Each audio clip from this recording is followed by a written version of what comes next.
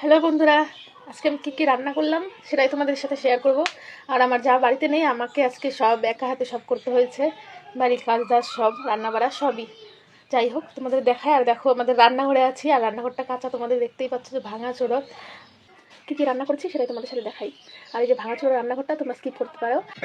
ভাত, ঠিক আছে, ডাল, মুসুর ডাল, দেখো মুসুর ডাল, তার মধ্যে আছে বেগুন ভাজি, মানে পেঁয়াজ লঙ্কা ভেজে, তারপর শুটকি চিংড়ি ভেজে, তারপরে বাটা, শুটকি বাটা আর কি। এটা হলো, দেখো, মুসুর ডালটা একটু ভিজিয়ে রেখে সেটা ভেজে, তারপরে লাউ শাক আছে, এর মধ্যে আছে আলু, আছে বেগুন, আছে ডাটা, আর আছে হলো বিনস আর বেগুন।